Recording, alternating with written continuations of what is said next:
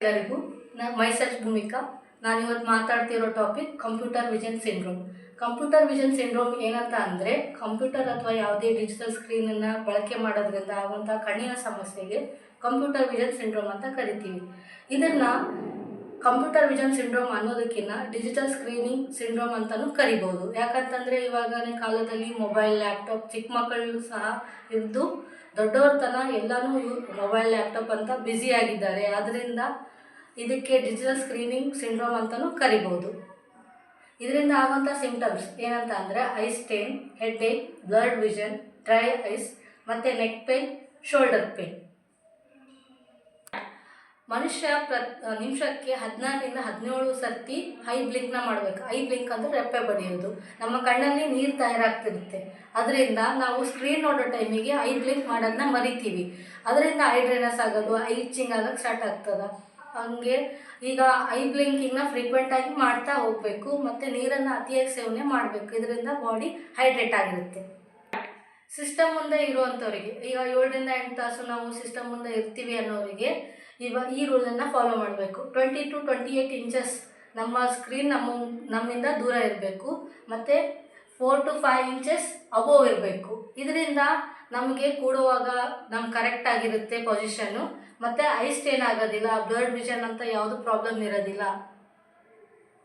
Sit with correct position ಅಂತ ಅಂದರೆ ನಾವು ಕೂಡುವಂಥ ಕುರ್ಚಿ ನಮಗೆ ಕಂಫರ್ಟಬಲ್ ಆಗಿರಬೇಕು. ಜಾಸ್ತಿ ಬೆಂಡ್ ಮಾಡಿ ಕುಂತ್ರೆ ನೆಕ್ ಪೇನ್ ಬರೋದು, ಶೋಲ್ಡರ್ ಪೇನ್ ಆಗೋಂಥ ಚಾನ್ಸಸ್ ಇರ್ತಾವೆ. ಹಾಗಾಗಿ ನಾವು ಕೂಡುವಂಥ ಕುರ್ಚಿ ಕಂಫರ್ಟಬಲ್ ಆಗಿ ಮತ್ತು ಬ್ಯಾಕ್ ಪೇನ್ ಬರೋದಿಲ್ಲ.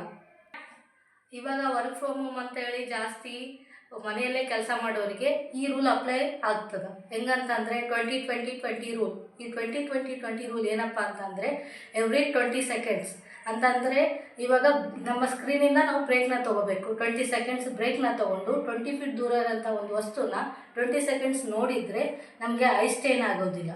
ಹಾಗಾಗಿ ನಮಗೆ ಒಂದು ಎಕ್ಸಸೈಸ್ ಆಗೋ ಥರ ಆಗುತ್ತೆ. ಮತ್ತು ಈಗ ಸ್ಕ್ರೀನ್ನಿಂದ ಬ್ರೇಕ್ ಸಿಗುತ್ತೆ. ನಮಗೆ ಯಾವಾಗಲೂ 20 ಸೆಕೆಂಡ್ಸ್ ಆಗಿಲ್ಲ ಅಂತಂದರೆ ಎವ್ರಿ 1 ಇಲ್ಲ 2 ಅವರ್ಸ್ ನಾವು ಕಂಪಲ್ಸರಿ ಬ್ರೇಕ್ನ ತೊಗೋಬೇಕು.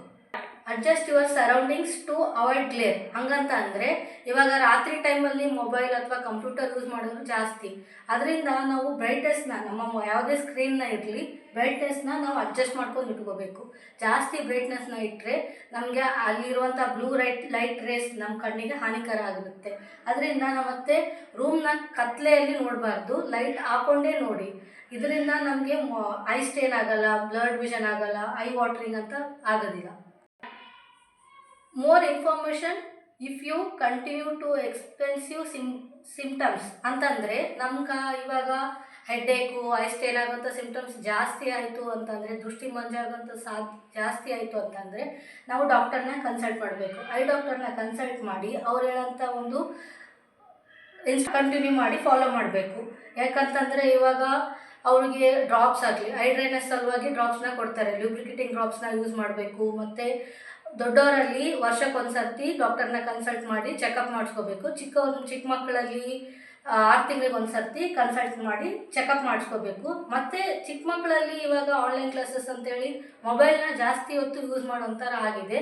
ಅದರಿಂದ ಅವ್ರನ್ನ ಮೊಬೈಲಿಂದ ಅವಾಯ್ಡ್ ಮಾಡಬೇಕು. ಹೆಂಗಂತಂದರೆ ಔಟ್ಡೋರ್ ಗೇಮ್ಸ್ ಆಡಿಸ್ಬೇಕು, ಬುಕ್ ರೀಡಿಂಗ್, ಈ ಥರ ಒಂದು ಅವರಿಗೆ ಹ್ಯಾಬಿಟ್ ಹಾಕಿದರೆ ಅವರು ಮೊಬೈಲ್ನ ಯಾವಾಗ ಬೇಕು ಅವಾಗ ಯೂಸ್ ಮಾಡಿಕೊಂಡು ಬಿಟ್ಬಿಡ್ತಾರೆ.